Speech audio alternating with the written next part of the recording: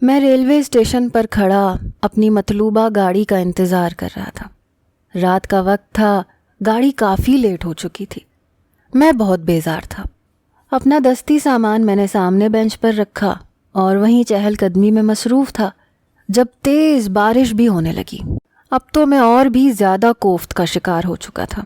دعا کر رہا تھا کہ جلد از جلد ٹرین آئے اور میں یہاں سے جاؤں۔ اسی وقت میں نے اسٹیشن سے ایک لڑکی کو اندر آتے ہوئے دیکھا۔ اس نے کالی چادر اپنے ارد گرد لپیٹی ہوئی تھی اور وہ کافی عجلت میں تھی۔ ایک ہاتھ سے چادر سے اپنا چہرہ چھپا رکھا تھا۔ اس وقت اسٹیشن پر زیادہ رش نہیں تھا۔ وہ آ کر اسی بینچ پر بیٹھ گئی جہاں میرا سامان رکھا ہوا تھا اور پھر کسی سے فون پر باتیں کرنے لگی۔ کہنے لگی شکر ہے سب کچھ رازداری میں ہو گیا، کسی کو کانوں کان خبر نہیں ہوئی۔ اچھا میں فون رکھتی ہوں، میرے پاس وقت نہیں ہے۔ اس کی بات سن کر میں نے اسے غور سے دیکھا۔ لڑکی کا لہجہ پنجابی تھا، ہاتھوں میں مہندی لگی ہوئی تھی، چوڑیاں بھی پہن رکھی تھیں، آنکھوں سے لگ رہا تھا جیسے میک اپ بھی کیا ہے۔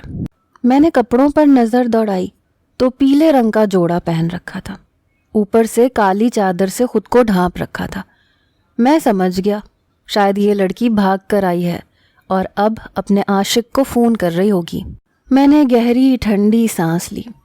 پتہ نہیں ہمارے معاشرے کو کیا ہو گیا ہے، لڑکیوں کو شرم کیوں نہیں آتی؟ ماں باپ کی عزت کو رول کر گھر سے نکل جاتی ہیں، پھر کوٹھے کی زینت بنتی ہیں۔ توبہ ہے۔ بہرحال میں یہ سوچ ہی رہا تھا کہ گاڑی کا ہارن دور سے سنائی دیا۔ میں نے شکر کیا۔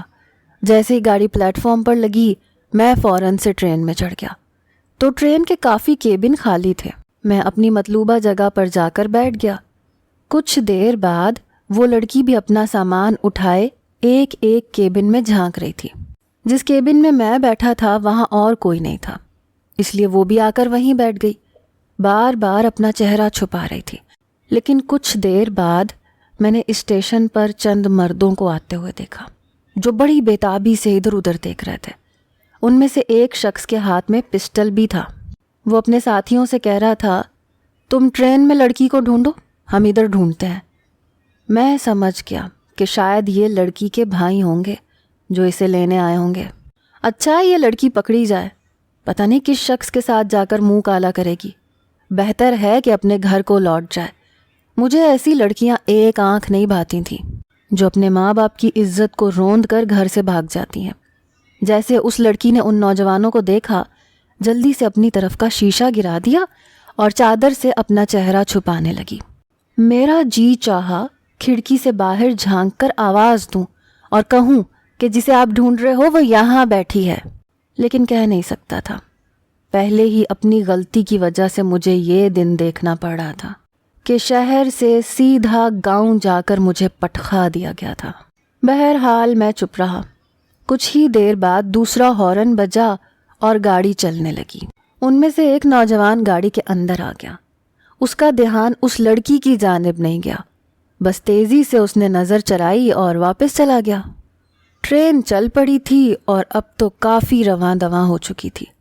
اس لڑکی نے سکون کا سانس لیا، پھر اپنی چادر اپنے چہرے سے ہٹائی اور ایک لمبی گہری سانس خارج کی۔ دیکھنے میں وہ لڑکی بے حد خوبصورت تھی۔ کہنے لگی شکر ہے بلا ٹلی۔ میں اسی کو دیکھ رہا تھا۔ جب اس کی نظر مجھ پر پڑی تو ماتھے پر بل ڈال کر بولی اوئے تو کی مینوں دیدے پھاڑ پھاڑ کے ویکھی جانا ہے، چل شکل ادھر کر اپنی، بے شرم کہیں کا۔ میں نے فوراً سے اپنی نظریں ہٹا لیں۔ لہجے سے کافی بدتمیز لگ رہی تھی۔ اس لڑکی نے جب دیکھا کہ ٹرین کافی آگے بڑھ چکی ہے تو اپنی چادر اتاری اور ایک طرف رکھ دی۔ کافی چست لباس پہنا تھا، پیلے رنگ کی فینسی سی میکسی تھی، ہاتھوں میں مہندی، چہرے پر میک اپ، گلے میں پھولوں کا زیور، یہاں تک کہ بالوں میں کلیوں کے گجرے لگے ہوئے تھے۔ ایک ایک کر کے اس نے ساری چیزیں اتاریں اور اپنے بڑے سے پرس میں ڈال دیں۔ اس کے بعد بیگ میں سے ٹیشو پیپر نکالا اور اپنا میک اپ پونچھنے لگی۔ پھر لوشن نکال کر اپنے ہاتھ میں کافی سارا لوشن لیا اور منہ پر تھوپ لیا۔ پھر ٹیشو سے پورا میک اپ اتار کر اپنا چہرہ بالکل صاف کر لیا۔ میں چور آنکھوں سے اسے دیکھ رہا تھا۔ پھر اس نے ایک گہری سانس لی، کہنے لگی چلو ان سب چیزوں سے تو جان چھٹی۔ پھر اپنی چپل اتاری اور آلتی پالتی مار کر بیٹھ گئی. پھر سے موبائل نکالا اور فون کرنے لگی. کہنے لگی ویکھ محمد دین، صبح تڑکے 7 بجے یہ ٹرین بھاولپور پہنچے گی. اگر تو وقت پر اسٹیشن نہیں پہنچا تو اپنی خیر منا لینا پھر. اس کے بعد ادھر ادھر کی باتیں کر کے اس نے فون بند کر دیا. کچھ دیر بعد ٹکٹ چیکر وہاں پہنچ گیا. ٹکٹ مانگنے لگا. اس لڑکی نے پرس میں سے 5,000 کا نوٹ نکالا اور اس ٹکٹ چیکر کو پکڑا دیا. کہنے لگی بہاولپور کی میری ٹکٹ بنا دو. اس نے بیٹھ کر اپنی ٹکٹ بنوائی. کافی تیز ترار قسم کی لڑکی تھی وہ. بہرحال وہ لڑکی جس مقصد کے لیے گھر سے بھاگی تھی وہ اس کا پورا ہو چکا تھا، اور ایسی تیز ترار لڑکیاں ہی گھروں سے بھاگتی ہیں. اس لڑکی نے بیگ ایک سائیڈ پر رکھا اور اپنی کھڑکی کھول کر اپنی کالی چادر اپنے اوپر اوڑھی اور منہ لپیٹ کے سو گئی. رات کافی گہری ہو چکی تھی، اس لیے میں بھی اپنی سیٹ پر لیٹ گیا. صبح 7 بجے بہاولپور آ چکا تھا. مجھے بھی یہیں اترنا تھا، یہاں سے آگے کی مسافت طے کرنی تھی. وہ لڑکی گدھے گھوڑے بیچے سو رہی تھی، حالانکہ رات کو فون پر جس سے بھی وہ بات کر رہی تھی اسے بہاولپور آنے کا کہہ رہی تھی، یعنی کہ اسے بھی یہیں اترنا تھا. پہلے میں نے سوچا کہ مجھے اس لڑکی کو جگا دینا چاہیے. پھر میں نے سوچا کہ میں کیوں جگاؤں، اچھا ہے ٹرین میں یہ کہیں اور نکل جائے. ایسی لڑکیوں کی مدد کرنی ہی نہیں چاہیے. میں نے اپنا بیگ اٹھایا اور ٹرین سے نیچے اتر گیا. جب میں اسٹیشن سے باہر نکل رہا تھا تو ایک 16 سالہ لڑکا بڑی افراتفری سے اسٹیشن میں داخل ہو رہا تھا. شلوار قمیض پہنے، سر پر تیل لگائے، بیچ کی مانگ نکالے، موٹا موٹا کالا سرما پہن کر وہ تقریباً بھاگتے ہوئے اسٹیشن کے اندر گیا. میں نے ایک نظر ہی بس اسے دیکھا اور پھر باہر نکل گیا. سامنے ہی حلیم پور جانے کی بسیں تیار کھڑی تھیں. میں بھی ایک بس میں بیٹھ گیا. 1-1.5 گھنٹے کی مسافت تھی. حلیم پور پہنچ کر میں سیدھا سرکاری کاٹیج میں گیا. نہا دھو کر مطلوبہ پولیس اسٹیشن پہنچا. اسٹیشن کی حالت دیکھی تو میرا تو دماغ چکرا گیا. وہاں کے اہلکار وہاں کے بیرونی دروازے پر کرسیوں پر بیٹھ کر خوشگپیوں میں مصروف تھے. ساتھ میں سگریٹ پیے جا رہے تھے. میں نے اپنا گلا کھنکار کر ان کو اپنی طرف متوجہ کیا. کہنے لگے ہاں جی کون ہو تسی جی؟ میں نے کہا میں یہاں SHO کے طور پر تعینات کیا گیا ہوں. میں نے اپنا کارڈ دکھایا تو وہ دونوں اہلکار ہڑبڑا کے اٹھ کر کھڑے ہو گئے. مجھے سیلیوٹ مارنے لگے، اپنی شرٹیں پینٹوں کے اندر دینے لگے. جیسے ہی میں اندر داخل ہوا تو سامنے ایک آفیسر ہاتھ میں موبائل پکڑے اپنے دونوں جوتوں سمیت اپنی ٹانگیں سامنے ٹیبل پر رکھے محو گفتگو تھا، اور اس کے سامنے ایک بوڑھا شخص دونوں ہاتھ جوڑے روتے ہوئے اس کی منت کر رہا تھا کہ صاحب جی خدا کے لیے مجھے معاف کر دو، آئندہ کبھی کسی کے خلاف آواز نہیں اٹھاؤں گا.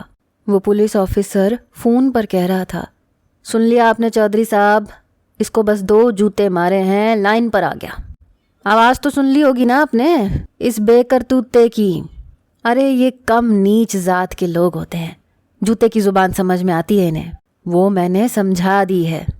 میں چلتے چلتے ٹیبل کے سامنے جا کر کھڑا ہو گیا.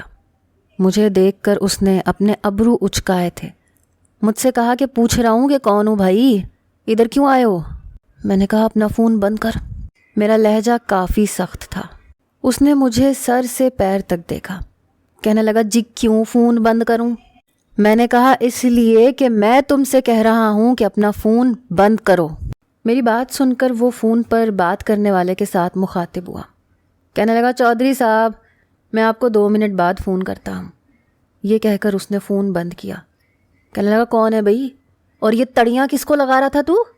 میں نے اپنا کارڈ اس کے سامنے ٹیبل پر رکھ دیا. میرا کارڈ دیکھتے ہی وہ پورے کا پورا اچھمبے میں آیا. سر کہتا ہوا فوراً سے کھڑا ہوا، سیلیوٹ مارنے لگا. میں نے کہا تمہیں اس لیے یہاں ڈیوٹی پر رکھا گیا ہے کہ تم سامنے ٹیبل پر دونوں ٹانگیں پھیلا کر فون پر باتیں کر سکو. کہنے لگا صبح کا پھر کے ٹانگ اکڑ گئی تھی جی، سوچا تھوڑا سا اپنی ٹانگوں کو آرام دے دوں. میں نے کہا میرا کمرہ کون سا ہے؟ اس نے سامنے کمرے کی طرف اشارہ کیا. میں وہاں جانے لگا تو کہنے لگا او جی رکو جی صاحب جی، میں پپو سے کہہ کے کمرہ صاف کرا دیتا ہوں. اس نے کسی اہلکار کو پپو کہہ کر پکارا اور اسے کہنے لگا فٹافٹ سے شیشے کی طرح صاحب جی کا کمرہ صاف کروانا ہے۔ 1 ہفتہ لگا تھا مجھے اس پولیس اسٹیشن کو پولیس اسٹیشن کی شکل دیتے ہوئے۔ ایک تو ہمارے معاشرے میں ایماندار پولیس کا ہونا سب سے بڑی ضلالت ہے۔ بڑی مشکل سے ہم لوگ اپنے ملک کی کالی بھیڑوں کو ثبوتوں کے ساتھ ان کے گریبانوں سے پکڑتے ہیں، اور پھر ہمیں ایک فون آ جاتا ہے کہ اوپر سے کال آ گئی ہے، انہیں چھوڑ دیا جائے۔ اور اگر ہم احتجاج کرتے ہیں تو وہی ہوتا ہے جو میرے ساتھ ہوتا تھا۔ کسی چھوٹے سے قصبے اور گاؤں میں ٹرانسفر کے نام پر پھینک دیا جاتا ہے کہ وہاں جا کر ڈیوٹی کرو۔ مجھے سمجھ نہیں آتی یہ اوپر کا فون کب ہم ایماندار پولیس والوں پر بند ہوگا۔ بہرحال مجھے ڈیوٹی جوائن کیے ہوئے کافی دن ہو چکے تھے جب میری اس لڑکی سے تیسری ملاقات ہوئی۔ میں اس قصبے کے حالات جاننے کے لیے اس کی گلیوں میں ہی چکر کاٹ رہا تھا جب ایک دم سے موسم نے کروٹ لی اور تیز بارش شروع ہو گئی۔ وہیں قریبی کھیتوں میں سے مجھے ایک نسوانی آواز سنائی دی، کالیاں اٹاں کالے روز، بدلا ساڈے گھر نہ روڑ، بدلا ساڈے کچے کوٹھے، اتوں ساڈے لیکھ بھی کھوٹے، بدلا بوتی دیر نہ وسی، ساڈی حالت ویکھ نہ ہسی، بدلا نکے بال اساڈے، کول کدو اے مال اساڈے، بدلا سن وے کالیا بدلا، اچے لیکھاں والیا بدلا، واسطہ تینوں رب دا مڑ جا، جے وسنا ہے تے تھر وچ ٹر جا، اوتھوں دے ترہائے لوکی دھپ نہیں سکنے پائے لوکی، بدلا سن وے سونیا بدلا، تو امبر دی اکھ دا کجلا، آنا ہے تے سکھ نہ لاویں، بدلا ساڈے گھر نہ ڈھاویں۔ اس آواز میں نہ جانے کیسا درد تھا کہ میں نے اپنی گاڑی رکوائی تھی۔ میں گاڑی سے نیچے اتر آیا۔ کھیتوں کے بیچوں بیچ وہی لڑکی بارش میں مکمل بھیگی اور ساتھ ساتھ گنا کھا رہی تھی، ساتھ ساتھ یہ گا رہی تھی۔ آواز میں عجیب سا درد تھا۔ میرے پیچھے کھڑا اہلکار کہنے لگا، او صاحب جی آپ کدھر جا رہے ہو؟ اہلکار کی آواز سن کر میں چونکا تھا، پھر واپس مڑ گیا۔ کہنے لگا، اس لڑکی کی بس آواز ہی اچھی ہے، کرتوت اچھے نہیں ہے اس کے، بڑی لمبی گز بھر کی زبان ہے اس کی۔ اس کی زبان کی تیز تراری تو میں سن چکا تھا، پر یہ روپ اس کا میرے لیے بالکل الگ تھا۔ بہرحال اس قصبے کی بھی حالت کافی بری تھی۔ چودھریوں کی حکومت تھی، غریبوں کا کوئی بھی پرسان حال نہیں تھا، کسی کی کوئی سنوائی نہیں تھی۔ پولیس والے وہی کرتے تھے جو وہاں کا بڑا چودھری کہتا تھا۔ اس لڑکی سے تیسری ملاقات بڑی عجیب تھی۔ اپنی ڈیوٹی ختم ہونے کے بعد میں عام سا لباس پہن کر قصبے کی طرف چلا جاتا تھا تاکہ عام لوگوں میں اٹھ بیٹھ سکوں، دیکھ سکوں کہ آخر یہاں پر کیا کیا ہو رہا ہے۔ ویسے بھی وقت گزاری کے لیے مجھے یہی کام ٹھیک لگ رہا تھا۔ پیدل ہی اپنے کاٹیج سے نکل کر قصبے کی جانب چل پڑا۔ کچھ دیر بعد کھیتوں کا سلسلہ شروع ہو گیا۔ کافی چوڑی لال اینٹوں کی سڑک تھی۔ اس کے اطراف میں ایک طرف کچی مٹی کے گھر بنے ہوئے تھے، دوسری جانب کھیت کھلیانوں کا سلسلہ تھا۔ انہی کھیتوں کے پاس ایک چارپائی پڑی ہوئی تھی جہاں پر اس قصبے کے بزرگ لوگ بیٹھے ہوئے تھے۔ موسم سرما کی ابتدا تھی، ہوا میں خنکی سی تھی، شام کا وقت تھا۔ وہاں بڑے بزرگ دھوتی کرتا پہنے حقہ پینے اور باتیں کرنے میں مشغول تھے۔ میں بھی وہیں چارپائی پر بیٹھ گیا، ان سے بات چیت کرنے لگا جب وہ لڑکی ایک چھوٹے 4 سالہ بچے کا ہاتھ پکڑے تیز تیز قدم چلتی ہوئی ایک گھر کے پاس آ کر کھڑی ہو گئی اور بری طرح سے ان کا دروازہ پیٹ کے رکھ دیا۔ کہنے لگی، خالہ جمن دروازہ کھول۔ اس وقت شلوار قمیض پہنے وہی کالی چادر سر پر لیے بڑے غصے سے اس نے گھر کے اندر کی خاتون کو بلایا۔ اس کی آواز سنتے ہی وہ بزرگ کہنے لگے، آ گئی فتو، اب خیر نہیں جمن دی۔ میں خاموشی سے اسی لڑکی کو دیکھ رہا تھا۔ کچھ دیر بعد ایک خاتون نے دروازہ کھولا جو کافی بھاری جسم کے چھوٹے سے قد کی تھی، عمر میں بھی 50-55 کے لگ بھگ تھی۔ کہنے لگی، کی ہویا ہے جو ایڈی زور زور نال میرا بوا توڑ رہی ہیں؟ تیرا پیو آ کے لگا کے دوے گا دوجا۔ وہ خاتون اس لڑکی سے ہم کلام ہوئی۔ وہ کہنے لگی، تیرا ہی پوتا ہے نا یہ؟ وہ کہنے لگی، ہاں میرا ہی ہے۔ تو کہنے لگی، تو اس کو ننگا کیوں گلی میں چھوڑ رکھا ہے؟ کیا مفت میں آیا ہے تیرے پاس؟ ویسے تو نے پروین کی جان کھائی ہوئی تھی، کہ پوتا پیدا کر کے دے، پوتا پیدا کر کے دے۔ اس چکر میں 6 پوتیاں تو نے پروین سے پیدا کروا لیں۔ اب اگر تجھے پوتا مل ہی گیا ہے تو اسے سنبھال کے رکھ۔ گندی نال میں بیٹھا ہوا تھا اور اسے کپڑے تو پہنایا کر۔ وہ بچہ خالی بنیان میں ملبوس تھا۔ وہ عورت کہنے لگی، او منڈیاں دی خیر ہوندی ہے، تن تا کڑیاں دا ڈھانپنا ہوندا ہے، چادر کی ضرورت تو کڑیوں کو پڑتی ہے۔ اس لڑکی نے اپنی کمر پر ہاتھ رکھا اور کسی لڑاکا عورتوں کی طرح اس موٹی عورت پر چلانے لگی۔ کہنے لگی، کیوں؟ شرم حیا صرف عورت کی زینت ہوتی ہے، مردوں کی خیر ہے چاہے ننگے گھومتے پھریں، ان میں شرم و حیا نہیں ہوتی۔ پھر کہنے لگی، تجھے پتہ ہے خالہ، معاشرے میں پھیلنے والی برائیوں کی اصل فساد منڈا ہے، ننگا بھی گھوم رہا ہے تو خیر ہے۔ لڑکوں کو بھی ویسے ہی شرم و حیا کا درس دینا چاہیے جیسا کہ لڑکیوں کو دیا جاتا ہے، تاکہ بڑا ہو کر عورت کو شرم و حیا میں رہنے دے، اس کی شرم کی چادر نہ اتارے۔ ابھی سے بغیرت بنا کے رکھا ہے، چل لے جا اسے اور کپڑے پورے پہنا۔ اگر دوبارہ مجھے یہ ننگا گھومتا ہوا گلی میں نظر آیا تو میں نے 2 چپیڑے اس کے منہ پہ مار دینی ہے، پھر آ کے میرے ابا سے شکایت مت کرنا۔ وہ اپنے پوتے کا ہاتھ پکڑ کر گھر کے اندر لے گئی۔ اس سے پہلے کہ وہ لڑکی وہاں سے جاتی، میرے پاس بیٹھے بزرگ نے اسے آواز دی، او فتو پتر ادھر آ۔ وہ اپنے پراندے کو پیچھے پھینکتے ہوئے ایک ادا سے چلتی ہوئی یہاں پہنچی۔ میں اسی کو دیکھ رہا تھا۔ اس بزرگ نے اپنے کانپتے ہاتھ اوپر کیے تو اس نے بھی سامنے جھک کر سر پر پیار لیا۔ کہنے لگے، تو نے آج اپنے چاچا کا جی خوش کر دیا۔ کہنے لگی، چاچا اگر یہ قصبہ میرے ہاتھ میں کوئی دے دینا تو 2 دن میں سیدھا کر کے رکھ دوں سب کو۔ بات کرتے کرتے اس کی مجھ پر سرسری سی نظر پڑی، لیکن پھر اس نے توجہ نہیں دی، جانے کے لیے واپس پلٹ گئی، لیکن 2 قدم چل کر وہیں رکی، پھر پلٹ کر مجھے دیکھا، میرے پاس آ کر کہنے لگی، تو وہی ہے نا ٹرین والا؟ میں نے کہا ہاں۔ اس نے پھر کمر پر ہاتھ رکھا، کہنے لگی، جب تو نے بھاولپوری اترنا تھا تو مجھے آواز نہیں دے سکتا تھا؟ کمبخت 3 اسٹیشن آگے پہنچ گئی تھی، میں بڑی مشکل سے یہاں آئی ہوں۔ وہ بزرگ کہنے لگے، تو آرام سے بات کر، ہمارے قصبے کے نئے SHO ہیں یہ، SHO محمد ولی۔ اس کو بزرگ نے میرا نام بتایا۔ اس نے اپنا ایک ابرو اوپر چڑھا کر مجھے دیکھا، پھر اس بزرگ سے کہنے لگی، اس کا مطلب میں یہ سمجھوں کہ چودھری صاحب نے اپنی رکھوالی کے لیے شہر سے نیا کتا منگوایا ہے، اپنے گھر کی چوکی داری کے لیے۔ میں یہ سن رہا تھا اور میرے تو 14 طبق روشن ہو کر رہ گئے۔ وہ لڑکی ہوتی کون تھی مجھے اتنی بڑی گالی دینے والی؟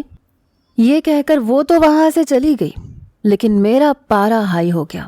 اگر لڑکی نہ ہوتی تو منہ توڑ کے رکھ دیتا اس کا۔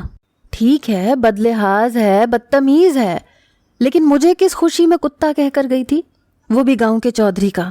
غصہ تو مجھے بہت آیا، لیکن وہ بزرگ مجھ سے معذرت کرنے لگے، کہنے لگے، منہ کی بڑی کڑوی ہے، کچھ بھی بول جاتی ہے، لیکن ہے بڑی اچھی۔ مجھے اس وقت اپنی اہانت سی محسوس ہو رہی تھی۔ میں وہاں پر رکا نہیں، واپس اپنے کمرے میں آ گیا۔ ابھی میں نے کھانا منگوایا تھا کہ میری والدہ کا فون آ گیا۔ کہنے لگی، ولی بیٹا کیا مراد بھائی کے گھر گئے تھے؟ میں نے کہا نہیں اماں، نہیں گیا تھا۔ کہنے لگی، کیوں نہیں گئے؟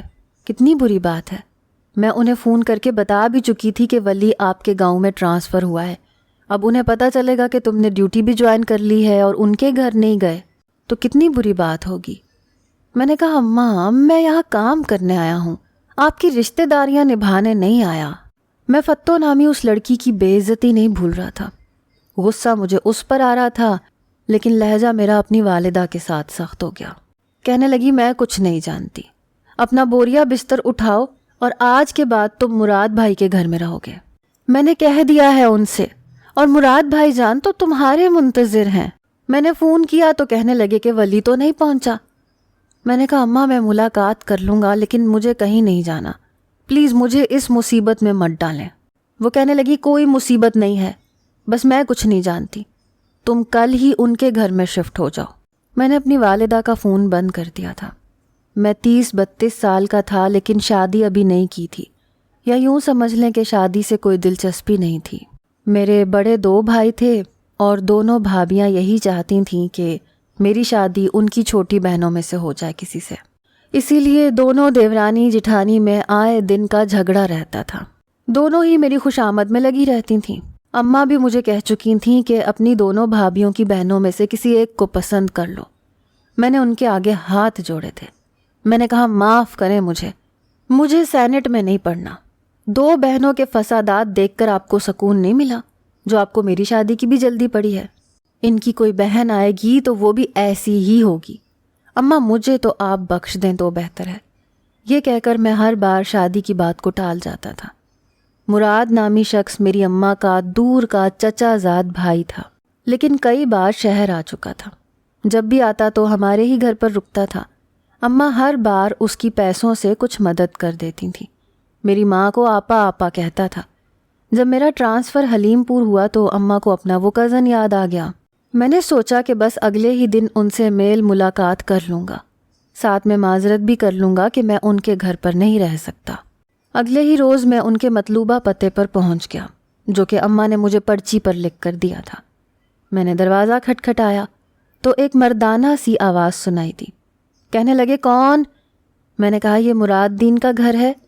کہنے لگے ہاں جی مراد دین کا ہی گھر ہے، تسی کون ہو؟ میں نے کہا جی میں نجمہ کا بیٹا ولی محمد ہوں۔ دروازہ فوراً سے کھلا، سامنے وہی شخص کھڑا تھا۔ مجھے دیکھ کر چہرے پر مسکراہٹ پھیل گئی۔ کہنے لگے جیتا رہ پتر، آجا آجا اندر آجا۔ میرا قد تقریباً 6 فٹ کے لگ بھگ تھا اور ان کا دروازہ میرے سر سے کچھ نیچے ہی بنا ہوا تھا، اس لیے جھک کر مجھے اندر جانا پڑا۔ صحن کافی بڑا تھا، لیکن اطراف میں بس 3 ہی کمرے تھے جن کی حالت کافی بری تھی۔ گھر کا صحن کچی مٹی سے بنا ہوا تھا، دیواریں بھی کچی مٹی کی تھیں، البتہ کمروں میں لال اینٹیں لگی ہوئی تھیں۔ وہ مجھے ایک کمرے میں لے گئے جہاں کافی پرانا سا صوفہ رکھا ہوا تھا۔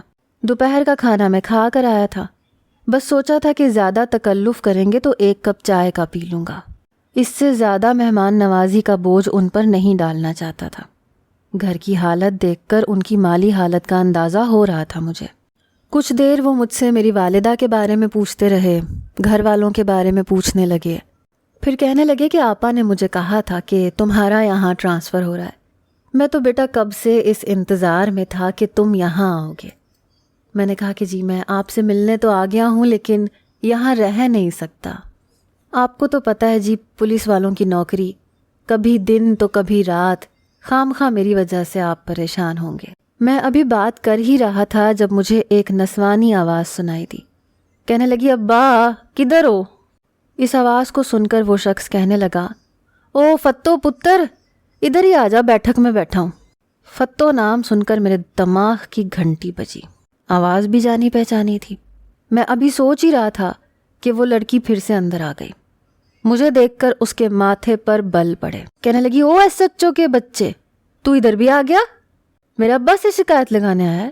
پتہ نہیں یہ لڑکی جب بھی منہ کھولتی تھی میرا پارا ہائی کر دیتی تھی۔ مراد دین اپنی بیٹی کی زبان سن کر کچھ گھبرایا تھا، فوراً سے کھڑا ہو گیا۔ کہنے لگا تمیز سے بات کر، نجمہ آپا کا بیٹا ہے۔ مجھ سے کہنے لگا بیٹا یہ میری بیٹی ہے فرزانہ۔ فرزانہ نام میں نے اماں سے 2-4 بار سنا تھا۔ اماں تو بڑی تعریفیں کرتی تھیں، لڑکی ایسی ہے بڑی پیاری ہے، بس شکل کی ہی پیاری تھی، زبان کی تو بالکل کڑوی تھی۔ مراد دین کہنے لگا فتو پتر جا کے ولی محمد کے لیے مزیدار سی چائے بنا کے لا، اور وہ دین محمد کو بول گاؤں کی جو مہنگے والی بیکری ہے نا وہاں سے کیک بسکٹ لے کر آئے۔ یہ کہتے ہوئے انہوں نے جیب سے 100 کے 3-4 نوٹ نکال کر دیے۔ لڑکی بڑی ناگواری سے اپنے باپ کو دیکھنے لگی، پھر کہنے لگی ابا پہلے اپنے ایس ایچ او سے پوچھ لے، ہمارے گھر کی پانی پتی والی چائے اس کو ہضم ہو جائے گی؟ وہ اصل میں پولیس والوں کو رشوت کی دودھ پتی والی چائے کی عادت جو پڑ جاتی ہے، اس لیے غریبوں کی حلال کی کمائی کی چائے ان کے حلق سے اترتی نہیں ہے۔ مراد دین کہنے لگا فتو تو باہر جا، سب کو ایک ہی سانچے میں ڈال کر نہیں دیکھتے، بندے بندے میں فرق ہوتا ہے۔ کہنے لگی ابا سبھی ایک ہی تھالی کے چٹے بٹے ہوتے ہیں۔ میں نے کہا 5 انگلیاں برابر نہیں ہوتی۔ کب سے میں اس لڑکی کی بے فضول بکواس سن رہا تھا، میرے صبر کا پیمانہ بھی لبریز ہو چکا تھا۔ ہاں 5 انگلیاں برابر نہیں ہوتی، لیکن کھاتے وقت 5 انگلیاں برابر ہو جاتی ہیں۔ یہ کہہ کر وہ کمرے سے باہر چلی گئی۔ میں نے کہا چاچا آپ چائے کی زحمت نہ کریں. وہ کہنے لگے ارے نہیں نہیں, اس کی باتوں کا برا نہ مناؤ, اس کو تو عادت ہے بڑبڑ کرنے کی, میں سمجھاؤں گا اسے. میں نے کہا نہیں یہ بات نہیں ہے, مجھے ویسے بھی 1-2 کام یاد آ گئے ہیں. کہنے لگے تم اپنا سامان کیوں نہیں لائے؟ ارے بیٹا تم یہیں رہو گے تو ہمیں خوشی ہوگی. میں نے کہا نہیں میں وہیں ٹھیک ہوں. چھوٹا سا باورچی خانہ صحن میں ہی تھا. مٹی کے صحن میں کونے میں لکڑیاں جلا کر اس پر کھانا بنایا جاتا تھا. باہر سے فتو کی آواز آنے لگی کہ چائے تیار ہو رہی ہے. پھر باہر سے ہی آواز آئی, کہنے لگی ابا جب وہ نہیں رہنا چاہتا تو کیوں اسے زبردستی کہہ رہے ہو؟ تمہارے گھر میں کون سا روز روز ان کے لیے مرغے مسلم پکنے ہیں جو آپ کے SHO صاحب یہاں رکیں گے؟ مجھے اس لڑکی پر بے تحاشا غصہ آ رہا تھا. میں شاید وہاں پر نہ رکتا, لیکن میں سوچ چکا تھا اس لڑکی کو مزہ ضرور چکھاؤں گا. میں نے کہا چاچا میں پھر اپنا سامان لے آؤں گا, لیکن ابھی آپ مجھے اجازت دیں. وہ کہنے لگے بیٹا چائے پیے بنا جانے کی کوئی اجازت نہیں ہے, بیٹھو ابھی ادھر. کچھ دیر بعد وہ چائے کا کپ لے کر اندر آئی. چائے واقعی اچھی بنی تھی. چائے پینے کے بعد میں وہاں سے چلا گیا. پوری رات اسی لڑکی کے بارے میں سوچتا رہا. پتہ نہیں خود کو کیا سمجھتی ہے, ہر پولیس والے کو رشوت خور اور چودھری کا کتا کہہ دیتی ہے. ہر پولیس والا برا نہیں ہوتا. دوسرے ہی دن میں ان کے گھر چلا گیا. چچا مراد بہت خوش تھے. وہاں میری ملاقات اس 15-16 سالہ لڑکے سے ہوئی جو اس دن اسٹیشن پر گیا تھا. وہ چچا مراد کا چھوٹا بیٹا تھا, اسکول میں پڑھ رہا تھا اور اس کی تعلیم کا سارا خرچہ اس کی بہن اٹھا رہی تھی. چچا مراد کی ایک پرچون کی دکان تھی, لیکن وہ جب سے بیمار رہنے لگے تھے دکان فرزانہ ہی سنبھالتی تھی. شام کو دکان بند کر کے آ جاتی تو گھر کا سارا کام کاج کرتی. جب وہ اسکول سے پڑھ کر آتا تو شام کے وقت وہ دکان سنبھالتا تھا. رات کا کھانا کھانے کے لیے صحن میں دسترخوان بچھا تھا. چچا مراد نے گوشت کے سالن کا ڈونگا میرے سامنے رکھ دیا اور اپنی پلیٹ میں دال ڈال کے کھانے لگے. گوشت کا سالن بس اتنا ہی تھا کہ 2 افراد کھا سکیں. گوشت کا سالن خاص طور پر میرے لیے بنوایا گیا تھا. میں نے وہ پیچھے کر کے دال کا ڈونگا اپنی طرف بڑھایا. پلیٹ میں دال ڈال کر کھانے لگا. چچا مراد کہنے لگے بیٹا تم یہ کھاؤ نا, خاص تمہارے لیے بنوایا ہے. نہیں مجھے گوشت زیادہ کھانے کی عادت نہیں ہے. فرزانہ میری طرف دیکھ رہی تھی لیکن بولی کچھ نہیں. اگلے روز میں اپنی ڈیوٹی پر جا رہا تھا جب پرچون کی دکان کے سامنے کھڑی ایک بچے کو زور سے تھپڑ مار رہی تھی. میں نے اس کا ہاتھ جا کر پکڑ لیا. میں نے کہا پاگل ہو کیا, شرم نہیں آتی چھوٹے سے بچے کو مارتے ہوئے؟ میں نے بڑی مشکل سے اس کے ہاتھ سے اس بچے کا گریبان چھڑوایا تھا. وہ بچہ فوراً سے گریبان چھوٹتے ہی بھاگ گیا. کہنے لگی رک جا کمینے, تجھے میں چھوڑوں گی نہیں, حرام کا مال سمجھا ہے تم نے, مفت خور کہیں کا. اس نے چنڈی پنڈی کی طرح مجھ سے ہاتھ چھڑایا اور انگلی اٹھا کر کہنے لگی دیکھ SHO کے بچے, اپنے کام سے کام رکھ, آج کے بعد مجھے روکنا نہیں. کمینہ آرام سے مفت کی چیزیں لے کر چلا گیا. وہ بچے کو دیکھ کر مغلیات بک رہی تھی. میں نے کہا کتنے پیسوں کی چیزیں کھا گیا, مجھ سے لے لو. کہنے لگی اپنی رشوت خوری کی کمائی اپنی جیب میں رکھو, مجھے نہیں چاہیے. پھر وہی تانا. میں نے اس کا بازو پکڑ لیا اور زور سے دبانا شروع کر دیا. وہ مجھے گھور کر دیکھنے لگی. میں نے کہا آج کے بعد مجھے رشوت خور مت کہنا, سمجھی؟ میں بہت لحاظ کر رہا ہوں تمہارا. تم چچا مراد کی بیٹی نہ ہوتی تو میں نے آدھی بات کہہ کر باقی اپنے منہ میں دبا لی. کہنے لگی میرا ہاتھ چھوڑ, لیکن میں نے اس کا ہاتھ نہیں چھوڑا. اس نے میرا بازو اوپر کیا اور میرے ہاتھ پر زور سے کاٹ دیا. مجبوراً مجھے اس کا ہاتھ چھوڑنا پڑا. اپنا ہاتھ چھڑوا کر کہنے لگی مجھے کمزور نہ سمجھنا, آئندہ میرا ہاتھ پکڑو نا تیرا منہ توڑ دوں گی, رشوت خور, کمینہ, چودھریوں کا کتا. یہ کہہ کر غصے سے جا کر اپنی دکان میں بیٹھی. میں اس کی دکان کے اندر چلا گیا اور دکان کا شٹر آدھے سے زیادہ بند کر دیا. میں نے کہا تمہیں میں بتاتا ہوں کہ میں کیا ہوں. میری بات سن کر اس کی رنگت اڑی تھی اور پھر میں نے اس کے ساتھ